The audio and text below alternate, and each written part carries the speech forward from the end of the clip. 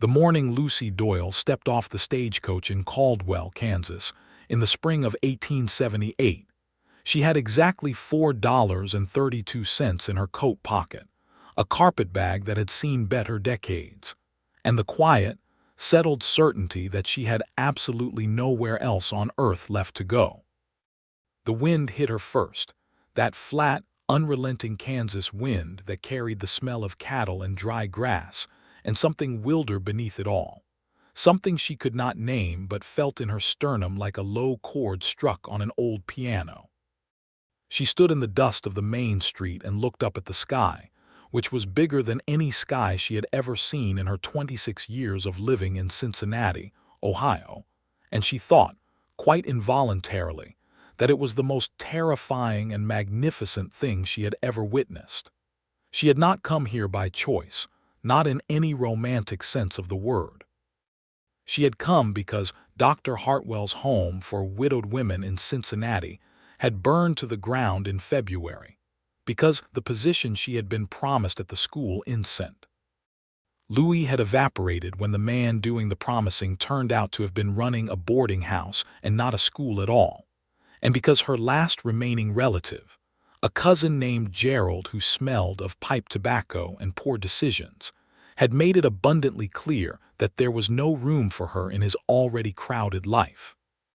She had come because a woman named Mrs. Elspeth Crane, who ran the general store in Caldwell and had advertised in the Cincinnati Gazette for a bookkeeper and general assistant, had written her a letter that was so plain and so honest that Lucy had actually trusted it. The letter had said, "The work is hard, the weather is worse, and I cannot promise you comfort, but I can promise you honest wages and honest dealings." That had been enough. Cincinnati had never been enough.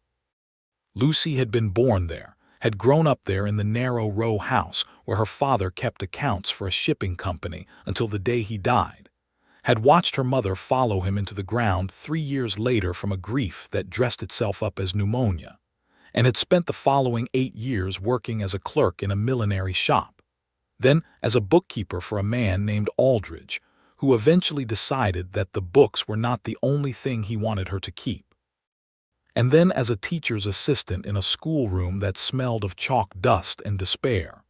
She had been engaged once to a man named Theodore Marsh, who had kind eyes and bad debts, and who had eventually chosen the debts.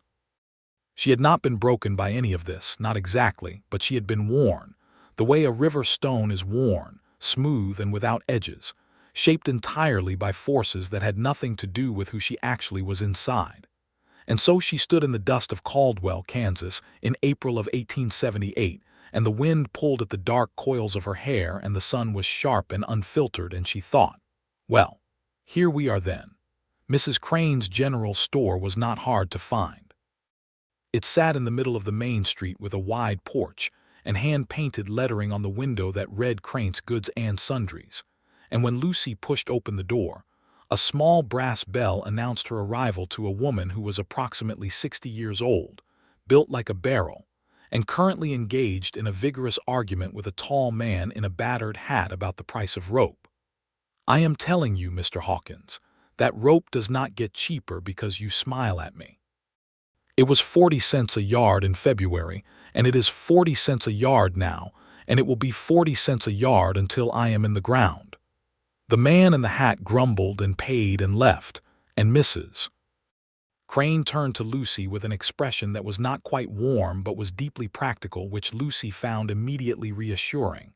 "You're the Doyle girl," she said. "I am," Lucy said.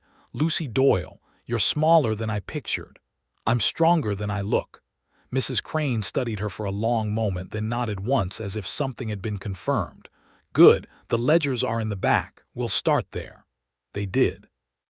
And Lucy found, to her considerable surprise, that she was not merely adequate at the work.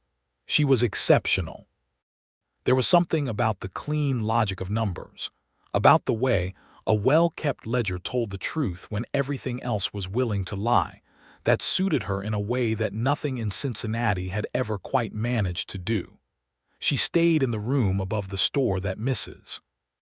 Crane had cleared out for her, a small space with a window that looked out over the street, and a quilt on the narrow bed that was faded but clean.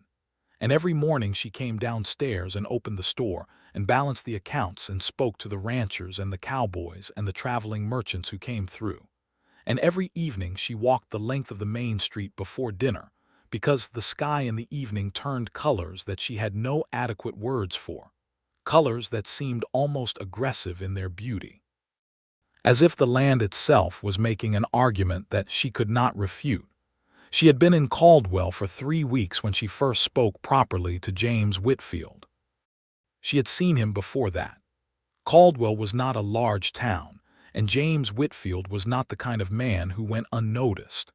He was 31 years old, the owner of the Whitfield Ranch some 8 miles south of town, a modest but respectable operation that ran cattle and kept horses, and had managed to survive the brutal winter of 1877 better than most of its neighbors.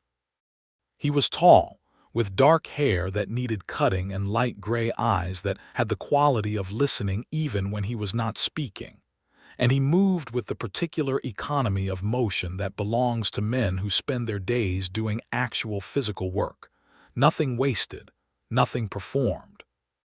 He had come into Crane's twice in those 3 weeks, and both times Lucy had been busy enough that they had exchanged nothing beyond the basic courtesies of commerce.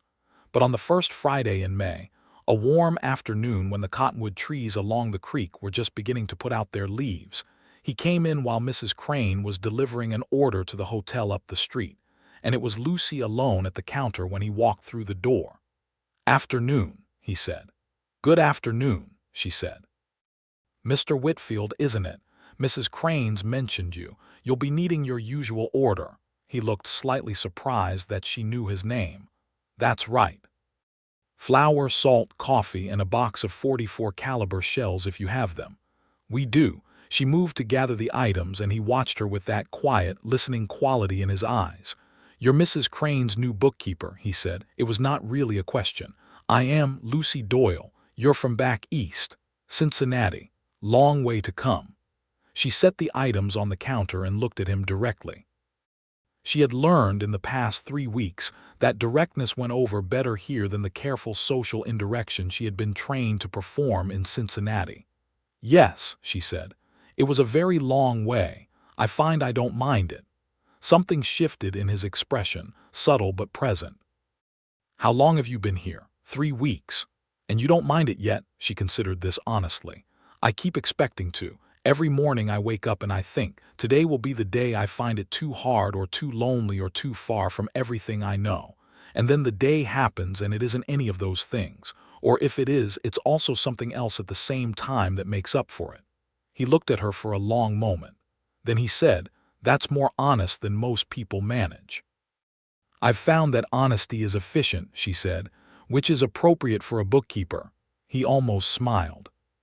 She catalogued it, that almost smile, the way it changed the geography of his face, and she told herself she was simply being observant in the way that any good accountant would be.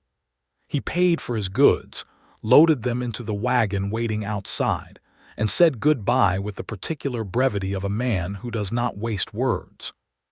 She watched him go and then turned back to the ledger she had been working on, and spent the next 20 minutes thinking about the light gray of his eyes when something had genuinely interested him, and then firmly told herself to stop it. She did not stop it. May and Caldwell moved at the pace of the cattle drives that began to flow through in increasing numbers. The great Kisham Trail, passing near enough to town that the sound of lowing cattle and the shouts of drovers became the background music of her days. She watched the cowboys come through with their sun-darkened faces and their trail-worn clothes and their various degrees of boisterousness. And she thought about what it meant to make one's life out of motion, to have no fixed point. And she found that she preferred the fixed point, preferred the solidity of the store and the accounts and the particular square of sky she could see from her window each morning. She also found that she preferred Caldwell to any place she had lived before, which surprised her more than she wanted to admit. Mrs. Crane, who was sharp as a new tack despite her grandmotherly appearance, noticed things. One evening in late May, When they were sitting on the porch of the store after closing, drinking the particularly strong coffee that Mrs. Crane favored, the older woman said without preamble, "James Whitfield came in 4 times this month." "He did," Lucy agreed carefully. "He came in twice a month, regular as sunrise all of last year, never varied." Lucy said nothing. "He's a good man," Mrs. Crane said. "Lost his father 2 years ago. Runs the ranch by himself with 2 hired hands. He was engaged once to a girl named Clara Hennessy, but she went back to Missouri about a year after they came out here. Said the land was too hard, too empty." "That's a sad story," Lucy said. "It is," Mrs. Crane agreed.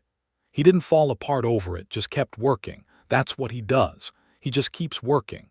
She was quiet for a moment, and the evening star appeared above the flat line of the western horizon. "I mention it only because I thought it might be useful information." "Why would it be useful to me, Mrs.?" Crane looked at her with the expression of a woman who has been watching human beings long enough to find their pretenses faintly comic.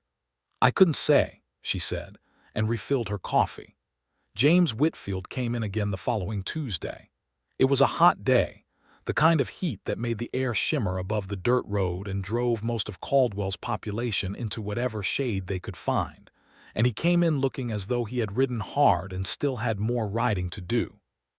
He bought his supplies and then he paused at the counter, and Lucy had the distinct impression that he was deciding something. "Miss Doyle," he said, "I don't suppose you've seen much of the territory since you arrived." "Mostly the inside of this store and the walk between here and the boarding house where I have dinner," she admitted. "There's a creek about 2 miles out South Road. The cottonwoods are fully leafed out now. It's worth seeing." He paused. "Sunday afternoons I generally ride out that way, if you wanted to see more of the country." She looked at him. He was looking at a point somewhere near the flour barrels, which she found endearing in a way she had not expected. "I would like that very much," she said. He looked back at her then, and that almost smile was back, and this time it went a little further. "Sunday then," he said. 2 o'clock. I'll bring horses." He brought 2 horses, a steady bay for himself and a gentle pinto mare for her, and Lucy, who had learned to ride in Cincinnati's more polite version of horsemanship, found that the Kansas countryside demanded a different relationship with the animal beneath her, something less decorative and more fundamental. She did not mention this to James, who rode with the total unconscious ease of a man who had spent his entire life on horseback, but she suspected he noticed and appreciated her effort to simply get on and figure it out. They rode the South Road in the warm afternoon sunshine, and James talked about the land with a quiet passion that was different from anything she had heard before. In Cincinnati, men talked about land as property, as investment, as something to be quantified and recorded. James talked about it the way a person talks about someone they love, pointing out the particular way the prairie grass bent in the prevailing wind, explaining which grasses indicated good soil and which suggested alkaline ground beneath, showing her where the meadowlarks nested, and where, in the morning, you could sometimes see pronghorn antelope moving in their quick, dancing way across the distance. "You love it here," she said, and it was not really a question.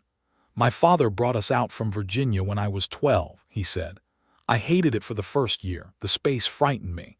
I was used to trees, hills, things close around you. Here everything is open." He was quiet for a moment, watching the horizon. "Then one day I stopped being frightened by the openness and started being grateful for it. I'm not entirely sure when that happened." "What changed?" He thought about it seriously, which she appreciated. "I think I stopped waiting for it to be something else," he said. "Once I let it be what it actually was instead of what I thought it ought to be, it made more sense." Lucy turned this over in her mind as they reached the creek and dismounted in the dappled shade of the cottonwoods. The water moved over smooth stones with a sound that was completely different from any water she had heard in the city, cleaner and more permanent somehow, as if it had been running here since before the first person ever thought to give it a name. She sat on a flat rock and removed her gloves and trailed her fingers in the cool current, and thought about waiting for things to be something else. "I did that," she said.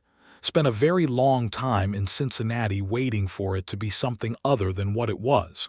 Did it ever become something different?" "No," she said. "It was always exactly what it was. I just wasn't any good at seeing what it was clearly because I kept overlaying it with what I thought it was supposed to be." She looked up at the sky through the cottonwood leaves, the light breaking into pieces and reassembling. "This place doesn't do that to me. It's very clear about what it is." "The territory doesn't have much patience for pretension," he agreed. She laughed, and the sound surprised both of them slightly, because it was genuine in a way that her laughter had not always been. He looked at her with those listening gray eyes, and she felt, for the first time in perhaps years, completely seen by another person. Not evaluated, not measured against some standard she hadn't known about, not found wanting or found useful. Seen. "I should tell you something," she said, because honesty was efficient. "I came here as an absolute last resort. I had no other options and no particularly good reason to believe this would work. I want you to know that because I don't want you to think I'm the kind of person who seeks out adventure or hardship. I'm not. I'm the kind of person who kept her ledgers very tidy in Cincinnati and hoped things would arrange themselves into something tolerable." He was quiet for a moment, listening to the creek. "And how do you find it," he said, "now that you're here?" She thought about the sky that first morning, about the weight of the Kansas wind, about the particular satisfaction of a perfectly balanced ledger at the end of a long day, about the way the cottonwood leaves made the light into something worth looking at. "It fits," she said, and the surprise in her own voice was not performed. "I keep waiting for it not to, and it keeps fitting." He looked at her with an expression she could not quite read, but that made her heart do something irregular. "That's a good thing," he said. "Yes," she said, "I think it might be."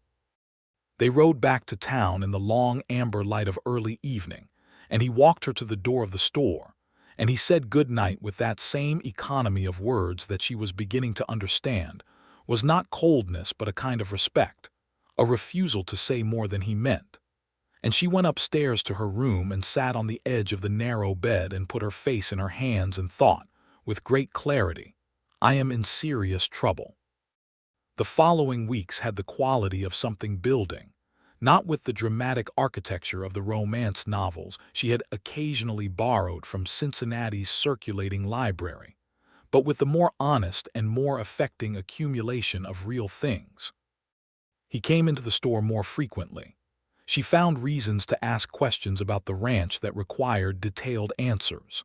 On Sundays they rode, sometimes farther, sometimes just to the edge of town, where the prairie opened up and became itself without apology. They talked about everything, and Lucy discovered that James Whitfield, beneath his practical exterior, had a mind that ranged widely and a curiosity that matched her own. He had been reading.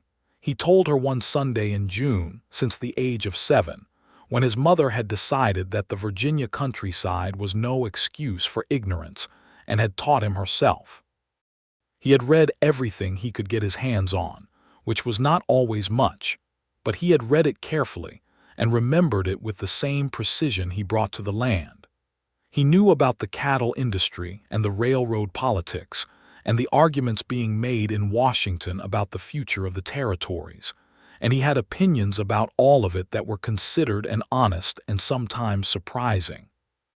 She told him about Cincinnati, about her father's careful neat handwriting in the account books she had found after his death, about her mother's garden that had somehow survived the Ohio winters every year through a combination of determination and excellent mulching, about Theodore Marsh and his kind eyes and his bad debts, about the long years of being useful to people who never thought to ask if she was well. Did anyone ever ask? He said, and the question was so quiet and so direct that she felt it somewhere in her chest. "Not really," she said, not in a way that expected an honest answer. He nodded once and looked at the horizon. "How are you?" he said. "Right now, honestly." She looked at him. The prairie wind moved through the grass around them with a sound like the sea. "I'm better than I've been in a very long time," she said, and I'm not entirely sure what to do with that." "You don't have to do anything with it," he said. "It can just be true." She thought about this for a long moment and realized it was one of the kindest things anyone had said to her. In town, people noticed, as people in small towns always do. Mrs. Crane said nothing further on the subject, but the quality of her silence had the warmth of approval. The other merchants on the main street, the barber and the pharmacist and the man who ran the feed store, were friendly to Lucy in ways that included knowing nods when James was seen tying his horse outside the store on a Tuesday when he had no real reason to be in town. The other women in Caldwell, whose opinions of the Eastern newcomer had initially ranged from curious to guarded, began to find her more approachable as it became clear that she had no pretensions to superiority and a genuine interest in their lives. There was, however, a complication. His name was Dale Briggs, and he ran the largest ranch in the county, a sprawling operation called the Bar B that dominated the western flatlands and employed approximately 40 men. He was 44 years old, broad-shouldered, and accustomed to getting what he wanted, and in late June he came into Crane's on a day when Mrs. Crane was in the back and fixed his attention on Lucy in a way that was not quite respectful. "You're the bookkeeper," he said, leaning on the counter. "I am," she said, not moving back. "How can I help you, Mr. Briggs?" "Elspeth's lucky to have you. Woman alone running a store out here, she needs good help." He smiled, and it was the kind of smile that had probably worked on people who were less clear-eyed than Lucy. "I'm going to need a bookkeeper myself, as it happens. My operation's grown past what I can manage on my own, and I could use someone who knows figures. Pay would be considerably better than what you're making here." "I'm happy where I am," she said pleasantly. "You haven't heard the pay." "I don't need to," she said. "I gave Mrs. Crane my word, and I honor my word." He looked at her with something that was not quite annoyance but was related to it. "You'd have a real house to live in, proper accommodations." "My accommodations suit me." He left eventually, but the ease with which he had assumed she would be swayed by better material conditions left a bad taste that she carried through the rest of the afternoon. When James came in near closing time, she told him about it, because she had gotten into the habit of telling him things, and because she trusted his judgment about local dynamics. His expression did something that she had not seen before, a sharpening, a quality of stillness that was different from his ordinary quiet. "Briggs is used to acquiring things," he said. "He's been expanding for years, buying out smaller ranches when they get into trouble. He's not a bad man exactly, but he has a way of deciding what he wants and then deciding he's entitled to it." "He's not entitled to my employment," she said. "No," James said. "He's not." He paused. "Did he treat you with respect?" "He treated me like a piece of property he was making an offer on," she said, which I found considerably less appealing than he apparently expected. Something in James's face settled, resolute and certain. "If he comes in again and makes you uncomfortable, you let me know." She looked at him. "I'm not helpless," she said. "I know you're not," he said immediately, and the quickness of it, the absence of any condescension, was better than reassurance. "I just mean that I'd like to know, because it would matter to me." She held his gaze for a moment, that steady gray gaze that she had come to know as the most honest thing about him. "All right," she said. "I'll let you know." It was a Sunday in early July when things shifted. They had ridden farther than usual, out past the creek and across a rise of land that opened into a wide bowl of prairie where a small herd of pronghorn were grazing in the late afternoon light. They stopped at the top of the rise and sat their horses side by side and watched the animals in the golden air, and the silence between them was the kind that had nothing to do with absence of communication. "Lucy," he said. "Yes." He did not say anything else for a moment. She waited because she had learned that his silences usually preceded something worth hearing. "I'd like to be honest with you about something," he said. "Please," she said. He looked at the pronghorn rather than at her, which she understood was not evasion but a way of managing the difficulty of sincerity. "I have not thought about a woman seriously since Clara left," he said. "Not because I decided not to, but because nothing seemed worth the thinking." The ranch and the work in the land were enough, or I told myself they were. He stopped. They aren't entirely enough. And I find that what I'd like, if it seemed at all to make sense to you, is to stop pretending they are. She looked at his profile, the hard angle of his jaw, the way the setting sun caught the dark of his hair. Her heart was doing that irregular thing again, but steadily now, not in alarm but in recognition. "It makes sense to me," she said quietly. He turned to look at her then, and the full gray attention of those eyes was something she felt rather than just saw. "I want to do this properly," he said. "I'm not a man who does things by half measures when they matter to him." "I know that about you," she said. "Then I'd like to court you," he said, "in whatever way is comfortable to you. I don't want to rush anything or assume anything." "James," she said, and the use of his first name, which she had not done before, made him go very still. "I came to this territory as a last resort. I came here because I had no good options and because I was running out of places to try. And I want you to understand that everything I've found here, including you, has been the opposite of a last resort. It has been the first thing in my life that has felt entirely and unmistakably right." He looked at her for a long moment. Then he reached across and took her hand, still gloved, and held it with the same care he applied to everything that mattered to him. "All right then," he said, and the simplicity of it was exactly the right amount.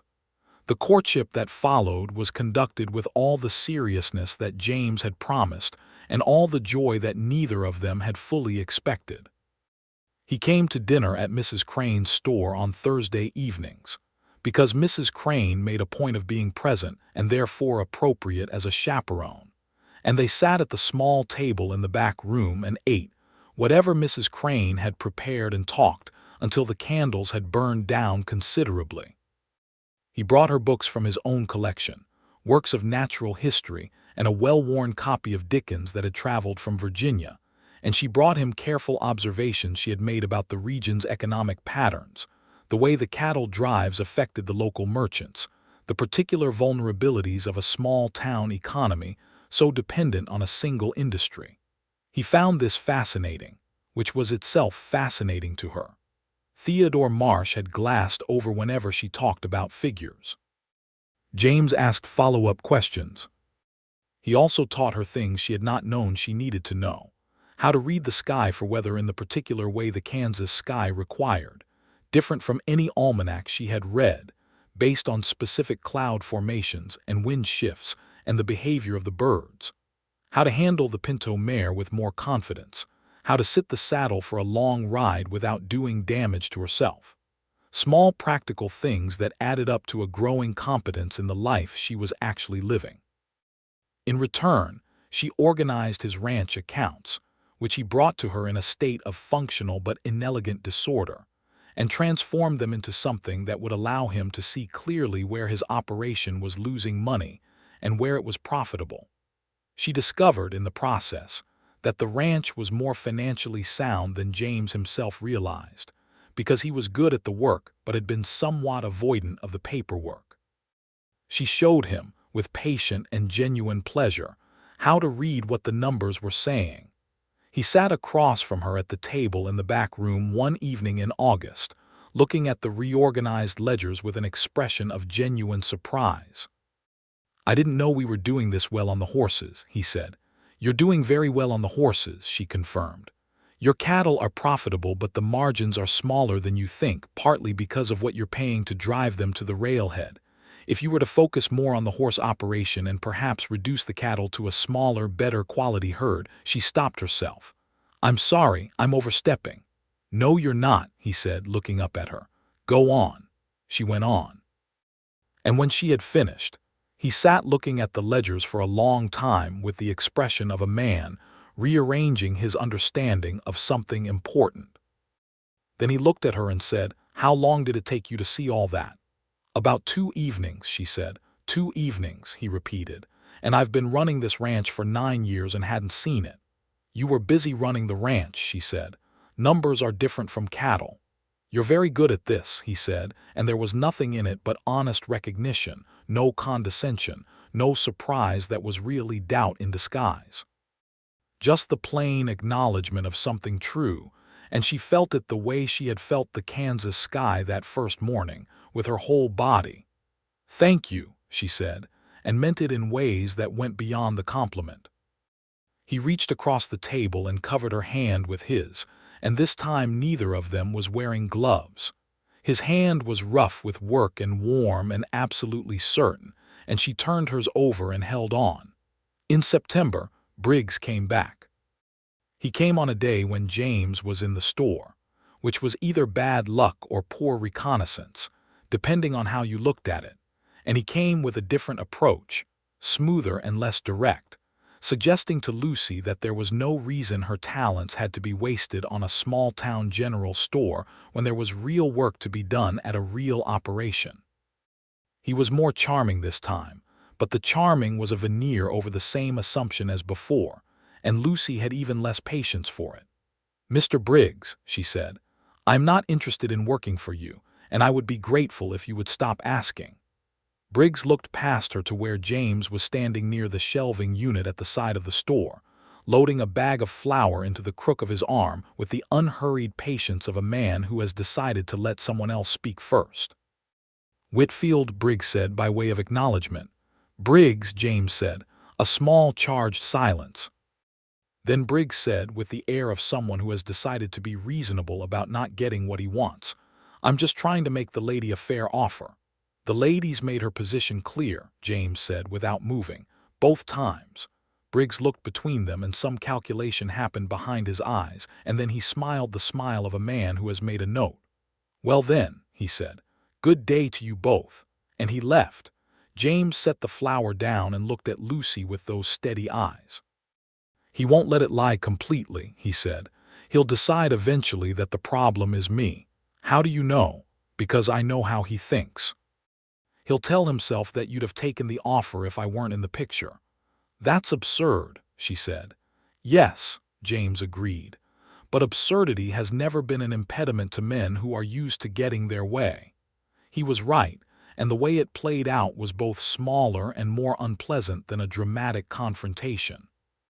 Over the following weeks, Briggs made no overt moves, but there was a current of hostility in the town's social water that had his mark on it. A coolness from one or two of the ranchers who depended on Bar B contracts.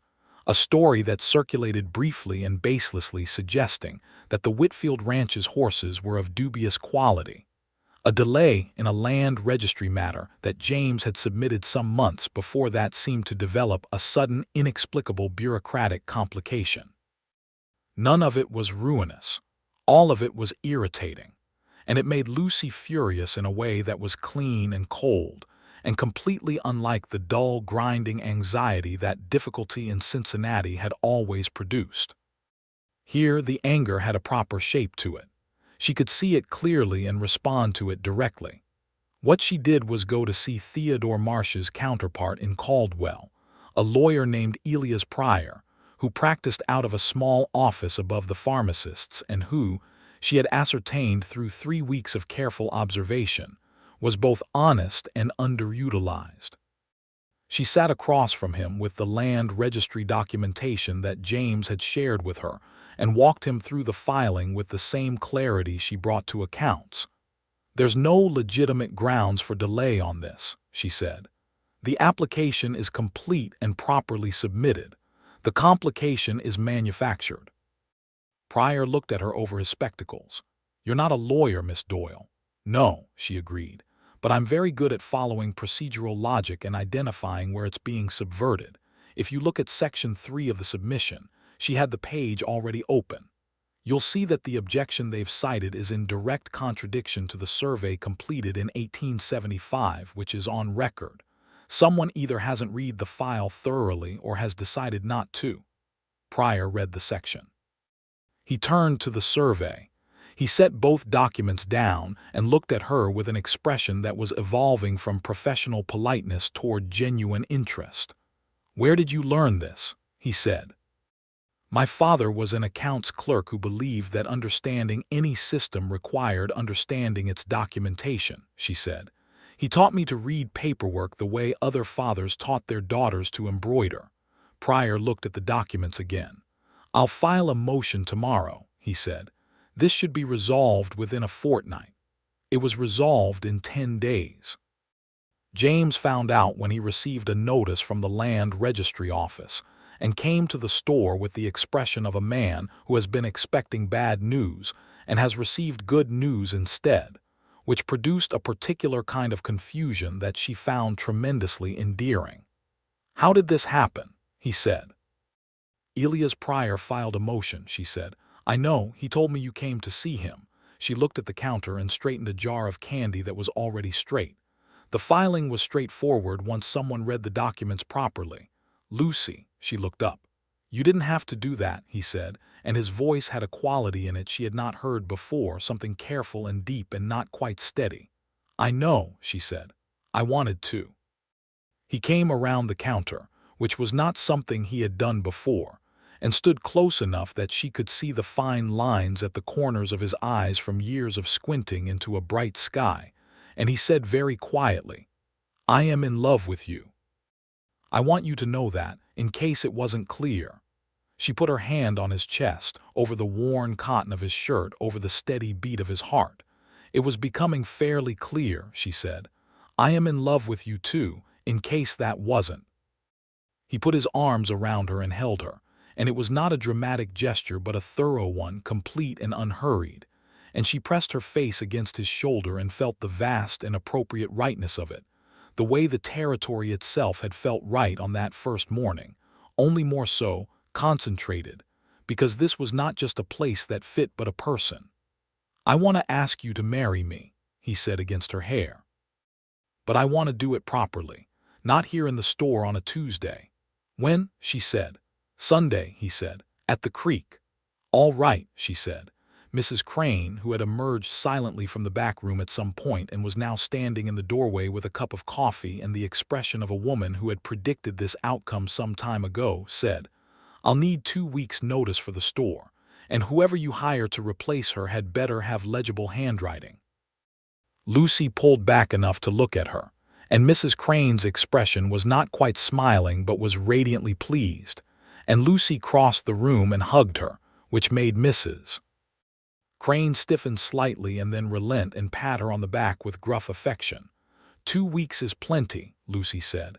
"You'll still do the books," Mrs. Crane said firmly. "I'll pay you by the month. A woman who keeps accounts as well as you do is not retiring to the domestic arts entirely." "I had no intention of it," Lucy said.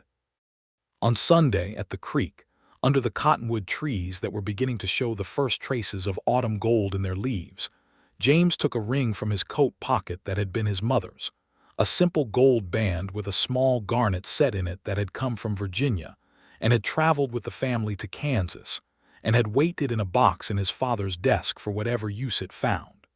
He held it in his palm and looked at her with those gray eyes and said, "I know you came here not knowing what you'd find. I know this wasn't the plan, but I want the rest of my life to be where you are, if you're willing." She took the ring from his palm and looked at it for a moment, at the deep red of the garnet and the honest plainness of the gold, and thought about last resorts and first things and the unreliable geography of belonging. "Yes," she said. "Absolutely and entirely yes." He put it on her finger, and she put her hands on his face and kissed him, there under the cottonwoods with the creek speaking its old language over the stones, and the Kansas sky enormous and uncontainable above them, and it was exactly enough. They were married in October, on a morning when the sky was the clean pale blue of early autumn, and the air carried the smell of wood smoke and fallen leaves.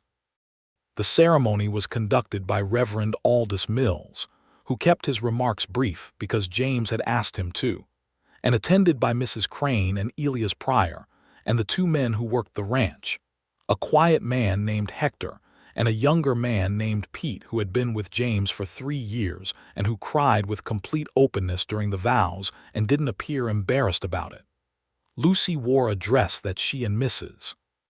Crane had made together over the previous 3 weeks, a blue wool with ivory trim that was practical enough for a Kansas October and lovely enough for a wedding, and she carried a small bunch of late-blooming prairie asters that she had gathered herself from the field behind the store that morning. She did not have a veil. She did not need one. She walked to the front of the small church on her own because there was no one left to walk with her, and she did it with her head up and her eyes on James, who was standing at the front of the church with his hat in his hands and an expression on his face that she was fairly sure she was going to remember for the rest of her life. It was not the conventional expression of a man performing the public ritual of matrimony. It was the expression of a man looking at something he had not quite believed he would get to have, with a gratitude that was too large for his face to hold completely. She stood beside him and Reverend Mills began, and she said her vows clearly and steadily, and meant every word with the entirety of herself. And when James said his voice was low and certain, and she felt each word settle into her like seeds into good soil. They drove back to the ranch in the wagon because it was now her ranch too, and the afternoon sun was on the prairie grass, and Hector and Pete had put a ridiculous amount of decorative ribbon on the wagon hitching post that they removed sheepishly when Lucy said she appreciated the thought, but it was going to spook the horses, and Mrs. Crane had sent a cake that weighed approximately as much as a small calf and tasted magnificent. They ate it at the kitchen table with their 4 guests and drank very good whiskey that Elias Pryor had provided, and the celebration was nothing like what the novels described and everything that a celebration ought to be. When their guests had gone and the ranch was quiet and the stars were out in the immense Kansas sky, Lucy stood on the porch of the house that was now her home and thought about Cincinnati, which had the quality now of something seen in a badly lit room, unclear in its outlines, uncertain in its colors.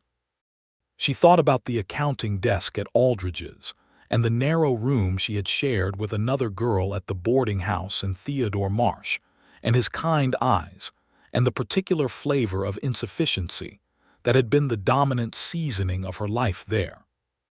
James came out and stood beside her and put his arm around her shoulders, and she leaned into him, and together they looked at the dark prairie and the enormous sky and the river of stars overhead. "What are you thinking about?" he said. "Cincinnati," she said. "Homesick?" "No," she said, and was surprised to find that was entirely true. "I was thinking about what I would have missed if things had been different, if I had found a way to stay." He pulled her a little closer. "A lot," he said.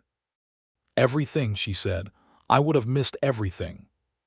The first winter on the ranch was an education in a scale of cold and silence that Cincinnati had not prepared her for, but which she found, like the August heat and the spring winds, to be something the land did honestly and without apology. James had told her the winters could be hard, and this one was, a hard freeze in December that kept them close to the house for 10 days at a stretch. But the house was solid and warm, and she had her ledgers and his books and his company, and the closeness of the storm-bound days had a quality that she would not have exchanged for anything. She continued keeping Mrs. Crane's books, riding into town when the weather allowed or receiving Mrs. Crane's meticulous weekly figures by the boy who made the mail and goods run on Fridays. She also, at Elias Pryor's suggestion, began keeping accounts for 2 other local businesses, the barber and the pharmacist, who had heard through Caldwell's efficient communication network that James Whitfield's new wife had a gift for figures and a rate that was fair. This gave her an income of her own, which mattered to her in a way that was not about distrust of James, but about the particular importance of being something other than someone's dependent, a lesson she had learned in Cincinnati and did not intend to unlearn. James understood this without requiring explanation. He was that kind of man. In the evenings they read and talked and played 2-handed card games and argued pleasurably about the relative merits of different writers, and sometimes they sat in comfortable silence that had the quality of 2 people sharing the same thought without needing to voice it. She taught him a card game her father had played called piquet, and he beat her at it the 3rd time they played, which both annoyed and delighted her, and his delight in her annoyance was one of the most charming things she had ever seen.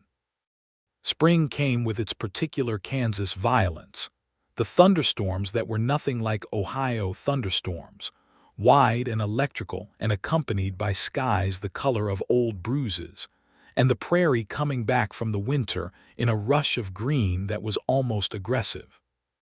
Lucy stood on the porch during one of the first big storms of March and watched the lightning cross the horizon in long forking lines, and felt alive in a way that she associated entirely with this place, with this specific plot of earth that had chosen her as much as she had chosen it. The news she had been suspecting was confirmed in April, when it became something she was certain of, and then confirmed by the doctor in Caldwell, whose manner was practical and reassuring, and who told her she was healthy and the baby was expected in November. She came home and told James over dinner, and watched his face move through surprise and joy and something that looked very much like wonder, all in the space of about 5 seconds, and then he got up from his chair and came around the table and held her with the same complete and unhurried care that had always been his particular gift. "November," he said. "Around the end of November, Dr. Carroll thinks. Are you all right? How are you feeling?" "I'm perfectly well," she said, "and very pleased." "I am," he said, and his voice was not quite steady. "I am so pleased I don't have the correct word for it. I believe the word is happy," she said. "It is that," he agreed, "very thoroughly." The summer of 1879 passed with a quality of ripeness to it, the ranch doing well on the horse operation that Lucy's reorganized accounts had helped identify as the stronger focus, a small but good cattle herd that James managed with more targeted care, and Lucy's bookkeeping practice expanding to include a fourth client, the hotel, whose accounts had been in a state of optimistic disorder that she sorted out over the course of 2 weeks, with the focused pleasure of a woman doing work that is genuinely suited to her. She was 7 months along and still riding, carefully, to town twice a week, until James asked her, not with any authority but with such evident concern that she found she was willing to accommodate it, to let him drive her in the wagon instead of riding. She agreed to this compromise, which had the additional benefit of giving them an extra hour together in each direction, and they used this time to argue about names. "I want to call a boy Samuel," she said, on one of these wagon drives in September, watching the prairie scroll past on both sides, burnished by early autumn. "Samuel Whitfield," he said, testing it. "That's my grandfather's name." "I know, you told me about him." He sounded like someone worth naming a son for. He looked at her sideways with the warmth that still, after a year of marriage, caught her slightly off guard by its depth. "What about a girl?" "Anne," she said. "My mother's name was Anne." "Anne Whitfield," he said. "Yes, that's right. You agree with my choices." "I had Samuel as my first choice too," he said. "I just hadn't said it yet because I was waiting to see what you said first." She laughed. "That is either very diplomatic or very clever." "Both," he said, with complete equanimity. Samuel James Whitfield arrived on the 23rd of November, 1879, 3 days before Lucy had expected him, and 2 days before the first snow of the season, which everyone in Caldwell took as either a good sign or an amusing anecdote depending on their disposition.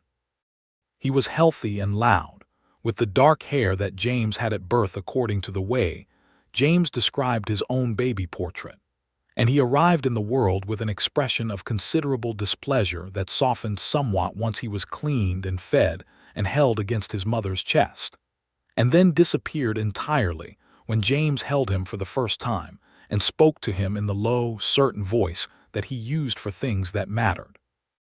Lucy watched from the pillow, exhausted and tender and more aware of her own good fortune than she had words for, and she thought about the woman who had stood in the dust of Caldwell's Main Street in April of 1878 with $4.32 in her pocket and nowhere else to go, and she thought about what that woman could not have seen.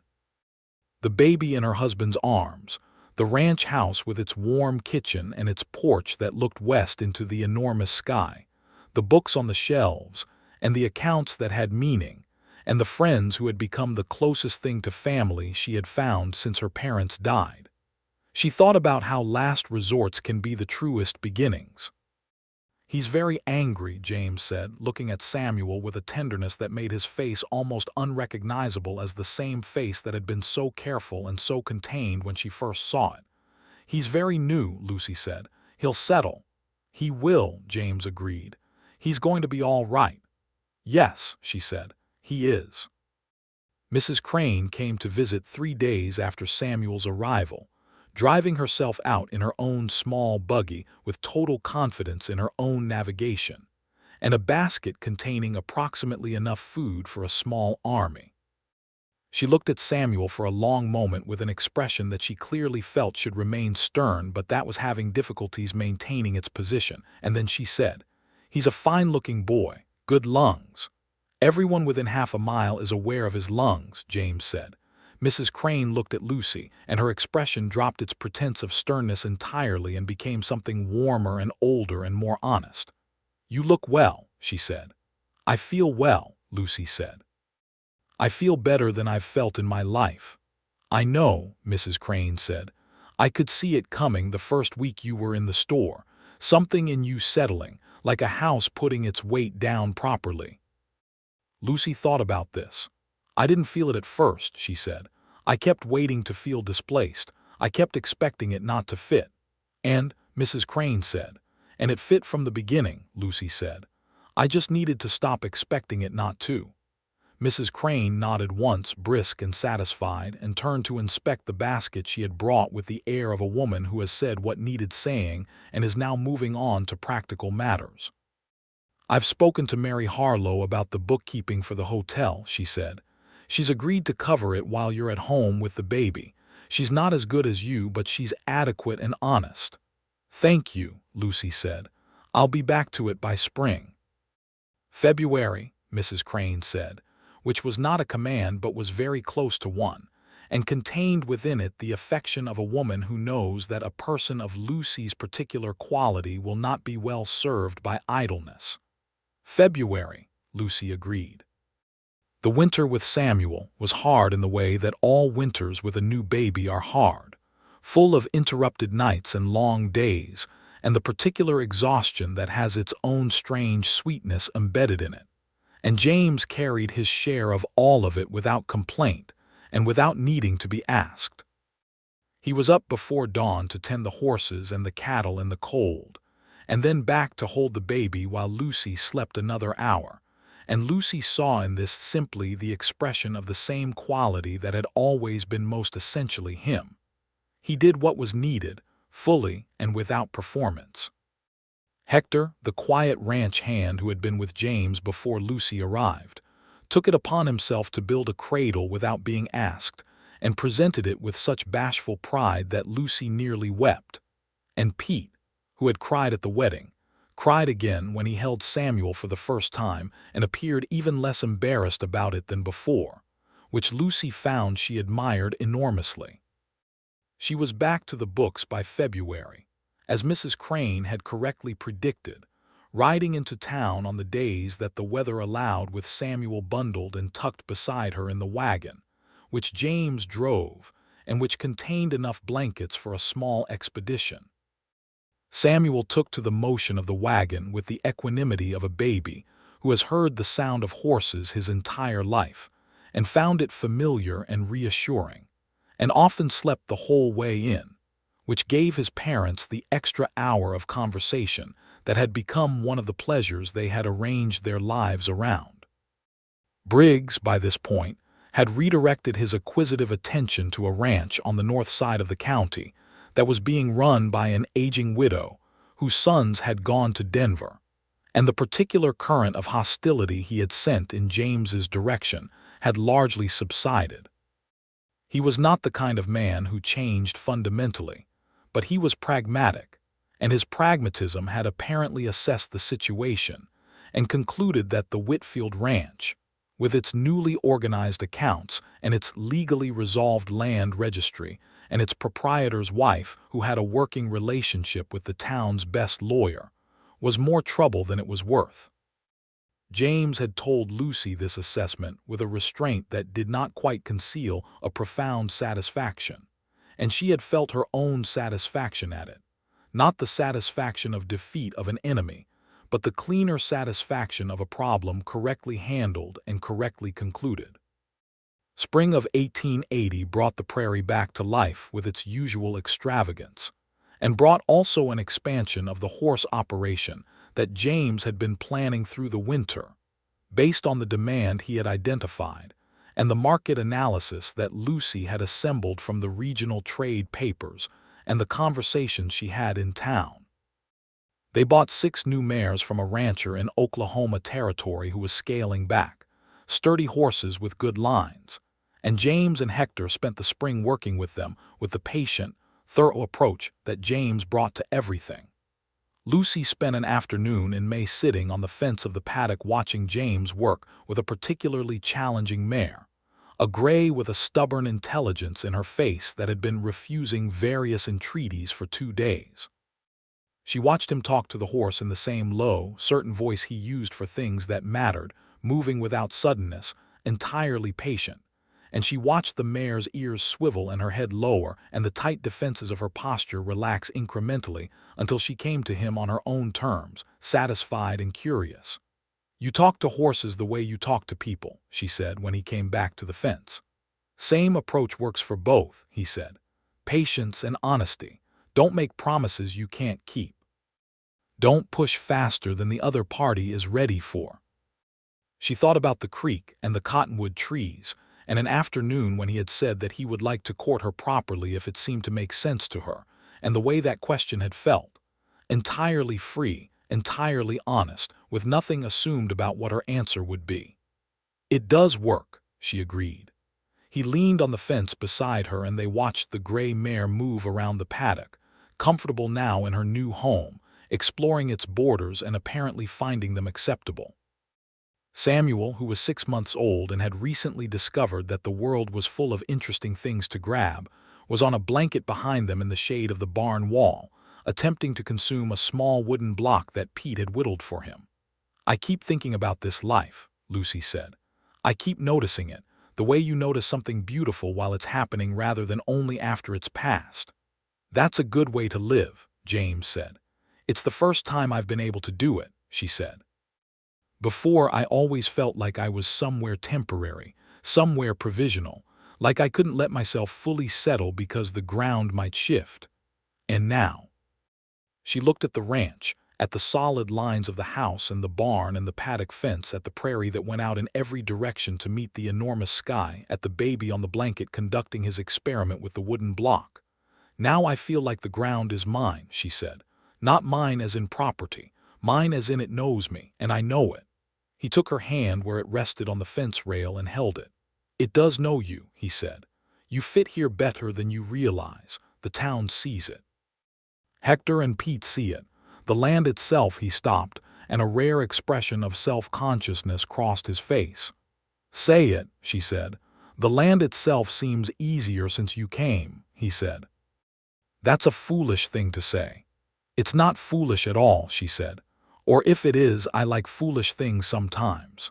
He smiled fully, and after 18 months she was still not entirely used to it.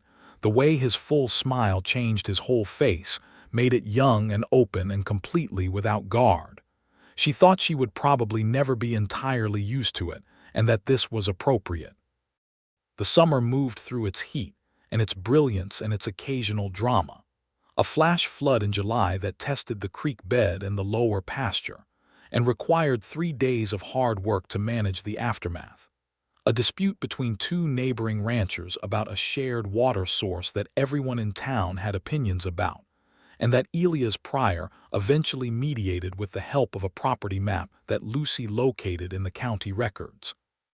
Having remembered a reference to it in a filing she had cross-indexed the previous year. This produced from Elias Pryor an expression of combined admiration and frustration that suggested he was reconsidering his professional assumptions, and produced from his 2 clients a settled agreement that held. Mrs. Crane announced in August that she was considering selling the store. She was 63 years old, she said, and she had been running the store for 22 years, and her knees had informed her that they were beginning to find the stairs to the stockroom objectionable. She wanted to sell to the right buyer, she said, meaning someone who would keep it what it was and not what some entrepreneur from St. Louis might decide to make it into. Lucy thought about this for 4 days. Then she went to James. "I want to buy Crane's store," she said. He looked at her across the kitchen table where they were eating breakfast and Samuel was attempting to feed himself porridge with mixed results. "Tell me," he said. She told him.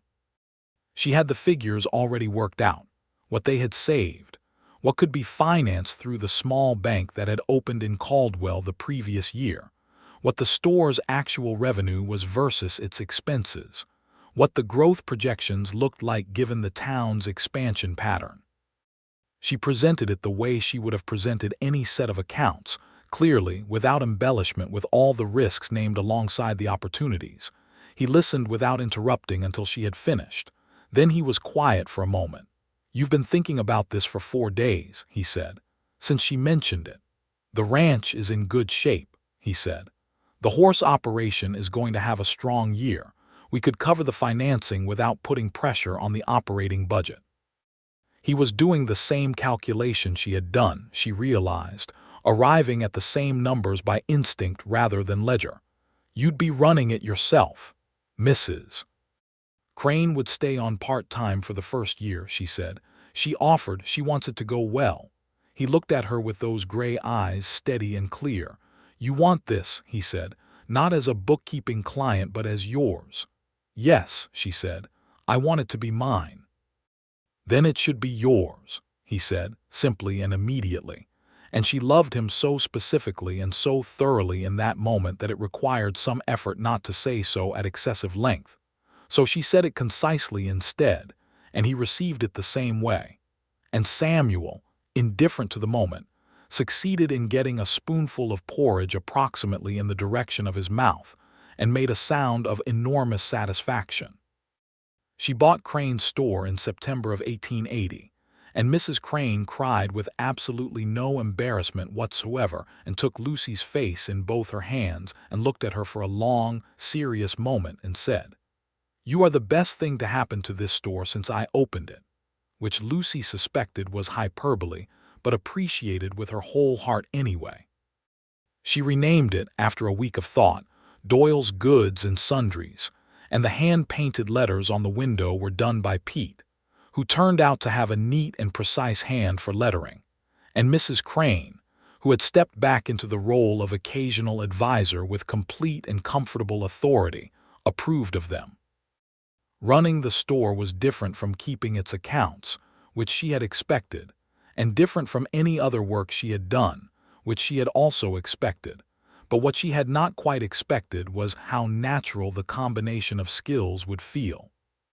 The practical management of stock and suppliers, the relationships with the regular customers that required a different but related kind of attention to detail, the community function of the general store as a place where information moved, and where people came for things they needed in both the literal and the less literal senses of the word.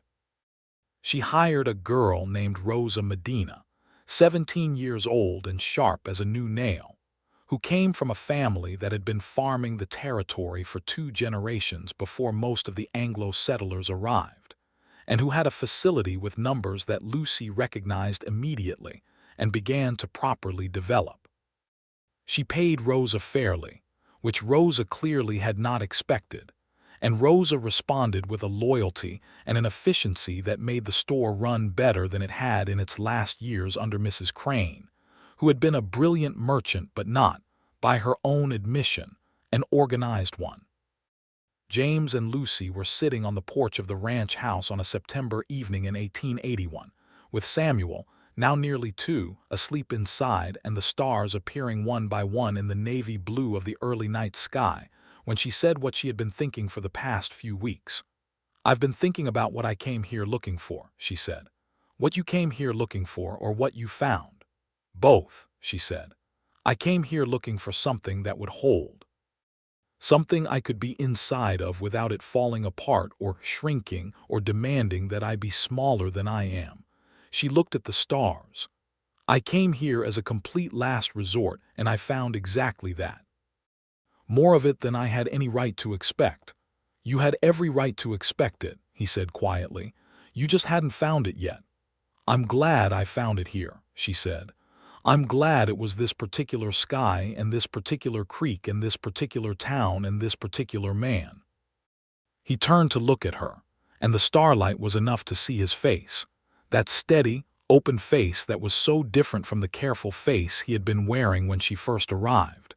And she thought about all the Sundays at the creek and all the evenings at the kitchen table and all the mornings when the light came through the bedroom window and he was already up and she could hear him downstairs starting the day. I'm glad it was this particular woman, he said. She leaned against him and he put his arm around her and they stayed like that for a long time, watching the stars come out over the Kansas prairie, while inside the house their son slept peacefully and the territory breathed around them in the dark. The following spring brought a drought that frightened everyone, and then broke in June with 3 days of rain that left the prairie so green it was almost uncanny. And it brought also the news that the railroad was planning a spur line that would come within 4 miles of Caldwell, which transformed the town's economic conversation completely. James sold 12 horses to the railroad contractors at a price that was very satisfying, and used the proceeds to improve the north pasture, which had been the weaker part of the ranch. Lucy fielded 3 requests from new businesses planning to open in anticipation of the railroad's arrival, all of them wanting bookkeeping services, and she took 2 of them and referred the third to Rosa, who she had been quietly teaching advanced accounting for 6 months, and who was ready for the responsibility. The morning Rosa came to tell her that she had completed her first solo audit of the hardware store's quarterly accounts, and that they had balanced correctly on the first attempt, Lucy thought about her father and his account books and the particular pleasure of numbers that tell the truth, and she felt the line of inheritance clearly. Her father to her, to this young woman in front of her with her bright eyes and her evident pride, and she thought that this was how things were properly passed on. Well done, she said, with the same simplicity that James had used when he recognized something genuinely achieved. No condescension, no excessive praise, just honest acknowledgement. You're very good at this. Rosa stood a little straighter. You taught me, she said. I showed you the method, Lucy said. The aptitude was yours from the beginning.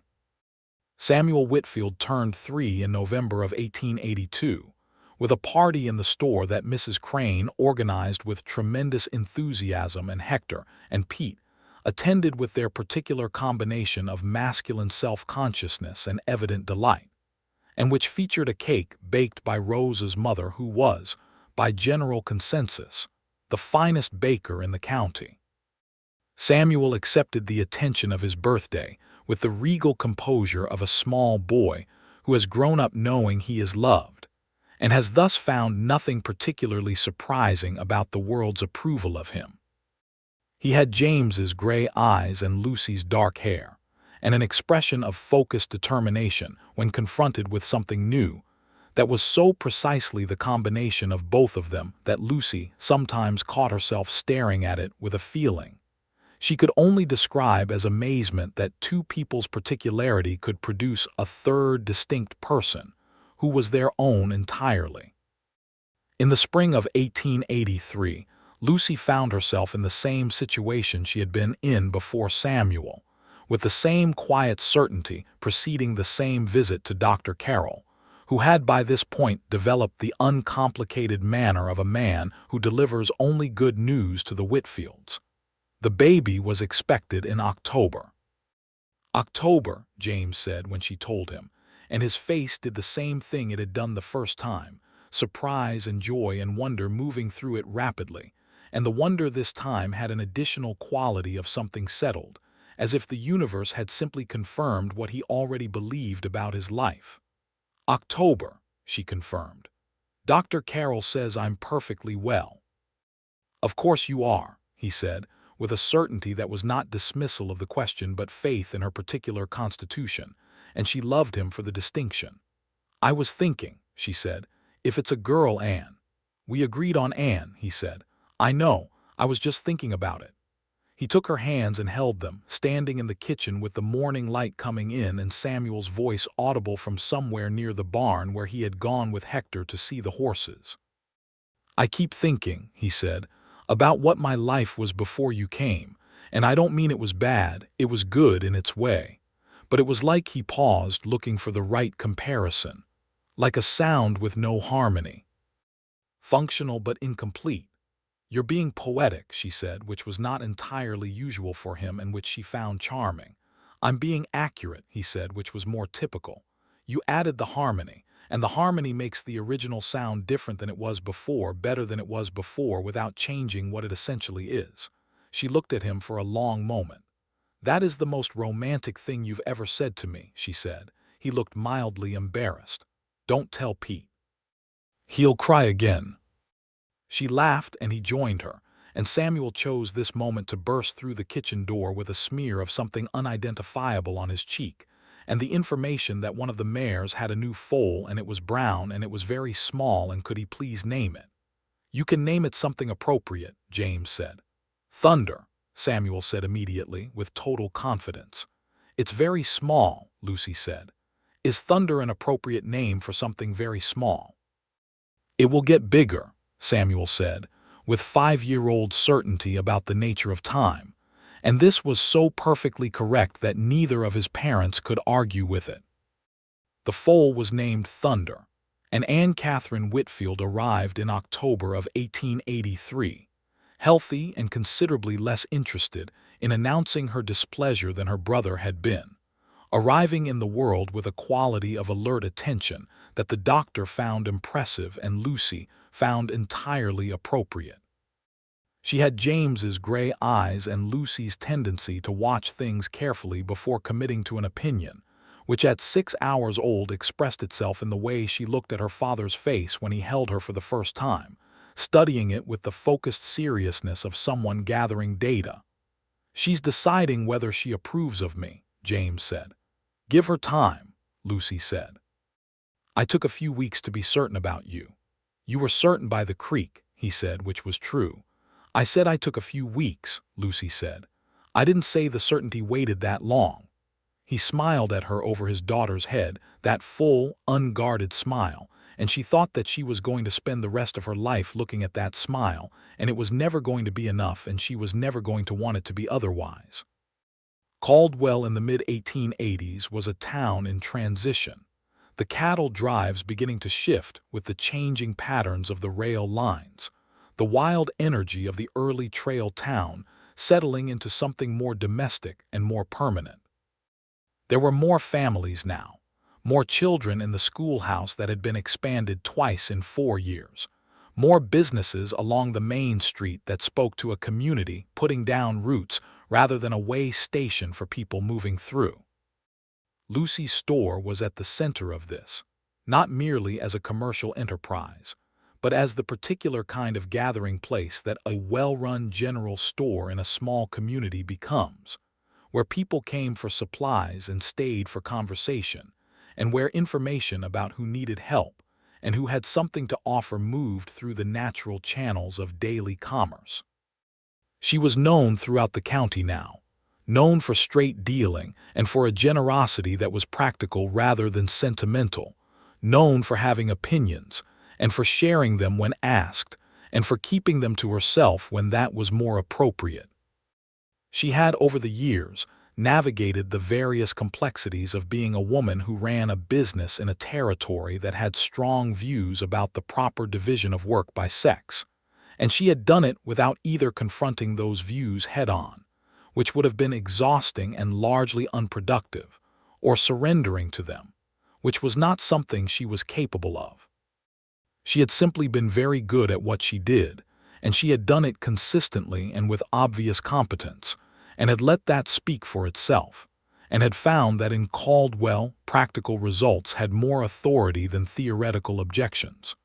She was also aware, in a way that she had not been in Cincinnati, of what it meant to have the authority she had. She saw Rosa Medina, who had become by 1885 a bookkeeper of real skill and a small business owner in her own right, navigating the additional complications of her own position as a woman from a family that had been on this land before most of the current settlers, and that was not always treated with the recognition it deserved. She saw the way certain customers in the store were addressed differently based on who they were, and she addressed this, quietly and consistently, by modeling the plain courtesy that she extended to everyone and by making her expectations clear to anyone who worked for her. It was not enough, she knew. It did not address the deeper and wider injustices that shaped the territory, but it was what she could do within her own space, and she did it with intention. James saw these things too, and they talked about them on the porch in the evenings with the particular honesty that had always characterized their conversations. He had grown up in a Virginia that had its own enormous injustices, and had come west with a father who had complicated views about the meaning of civilization and of land and of belonging. He had inherited the land but not, Lucy thought, his father's complications about it, or at least not unchanged, and she gave him credit for the work of examination that had gone into the difference.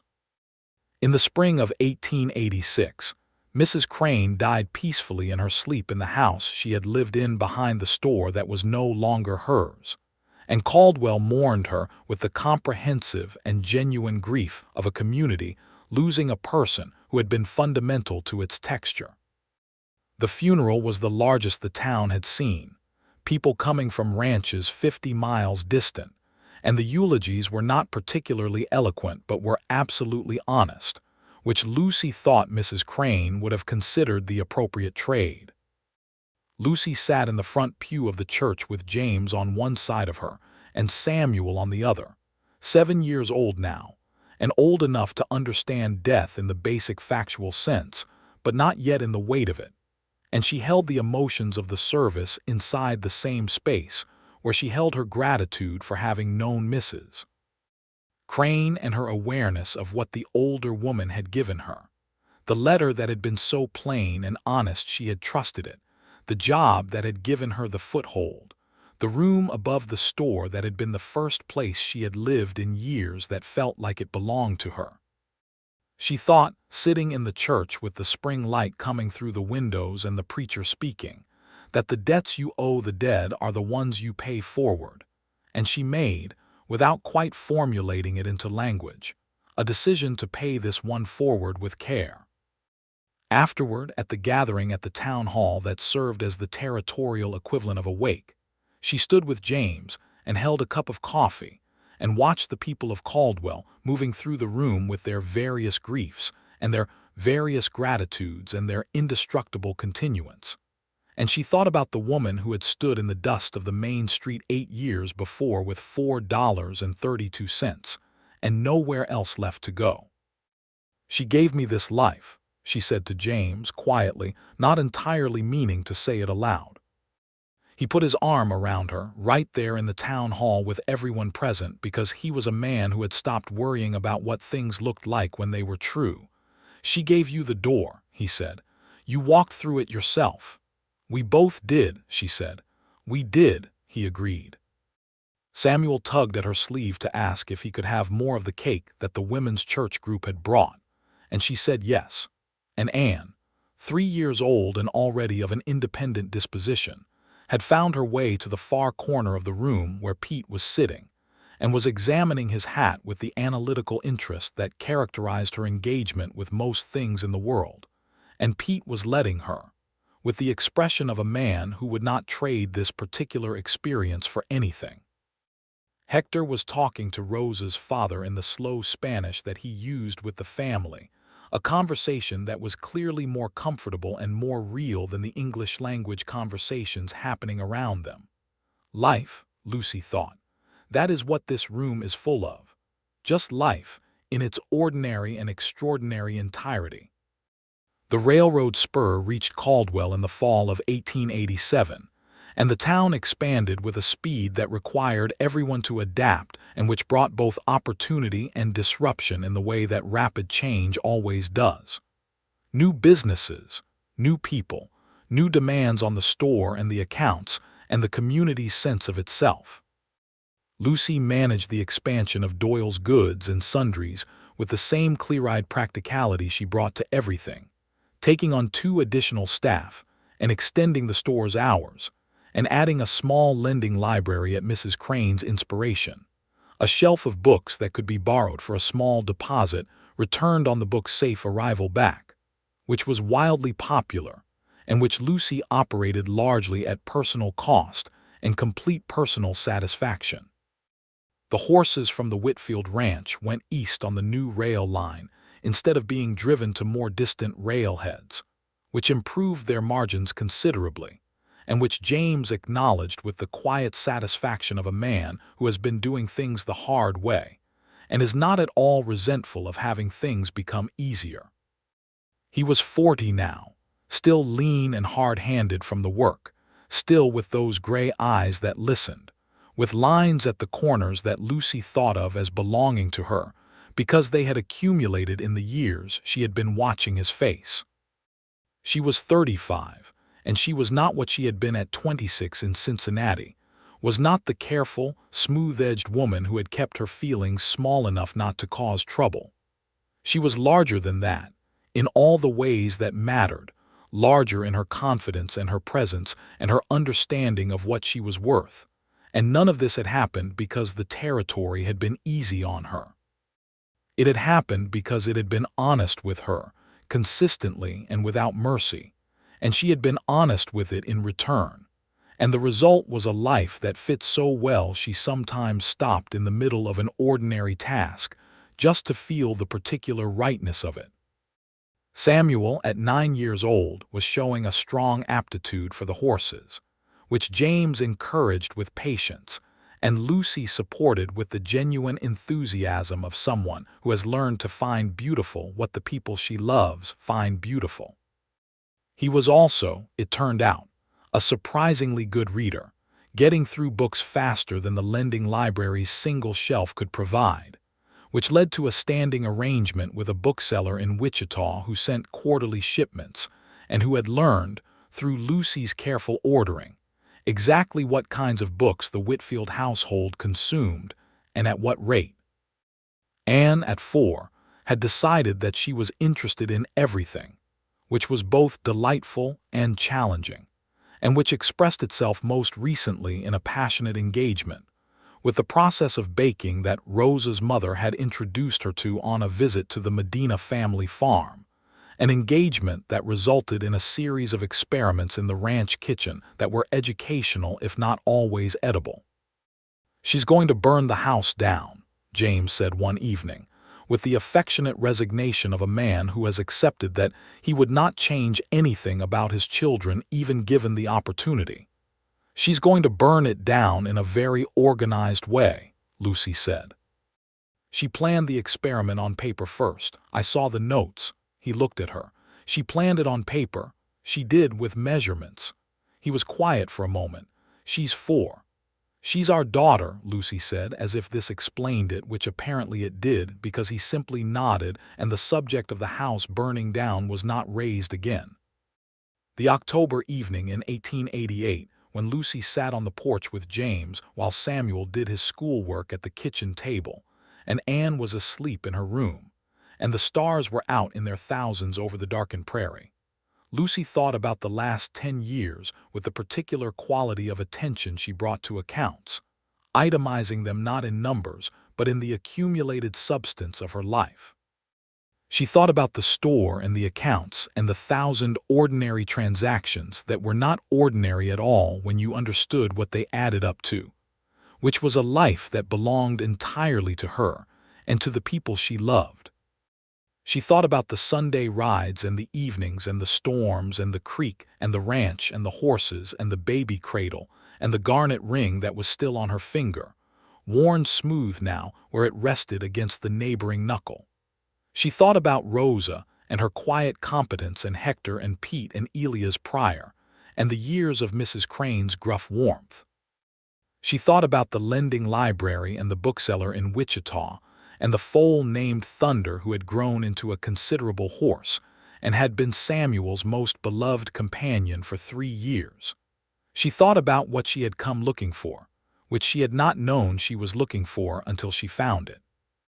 James was sitting in his chair beside hers, the way they had sat on Sunday evenings for years now, and the sound of Samuel's pencil on paper was audible through the open window, and the first cold edge of autumn was in the air, and the stars were the same stars she had looked at that first night in Caldwell when she had not yet known what the territory would give her. "James," she said. "Yes, I need you to know something. I'm listening." She turned to look at him, at that face she had been watching for a decade, that face she knew as well as she knew anything in the world. "I would do it again," she said. "All of it. Every last resort and wrong turn and uncomfortable beginning. I would do all of it again exactly as it happened, because it is the only path that leads here." He looked at her for a long moment, and then he reached across and took her hand where it rested on the arm of her chair, the way he had done at the creek the very first time, carefully and completely. "So would I," he said. "Every mile of it." The stars continued their indifferent and magnificent progression overhead. The pencil moved over the paper in the kitchen. Anne turned in her sleep with a small sound that was not quite a word, and was probably a dream. The prairie moved in the October wind with its old perpetual sound, the sound of something that has been here longer than anyone's sorrow or joy, and will be here longer than anyone's memory, patient and enormous and entirely itself. Lucy Doyle, who had become Lucy Whitfield, who had come to the territory as a last resort, and found it was the first thing that had ever truly fit, held her husband's hand in the dark, and felt the particular peace of a woman who is exactly where she is supposed to be, doing exactly what she is supposed to do, with exactly the people she is supposed to be doing it with, in a territory that had asked nothing from her except that she meet it honestly and had given her in return the entire weight of a life worth living. She did not need to say any of this aloud. He already knew. He had always known, in the way that two people who have chosen each other carefully and completely, and without reservation tend to know the things that cannot be fully spoken, but are always, in the most important language, continuously said.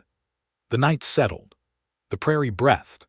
The stars moved in their ancient and reliable courses overhead, and the land held them, as it always had, as it always would, with the plain and unhurried permanence of something that has decided at last to call this home.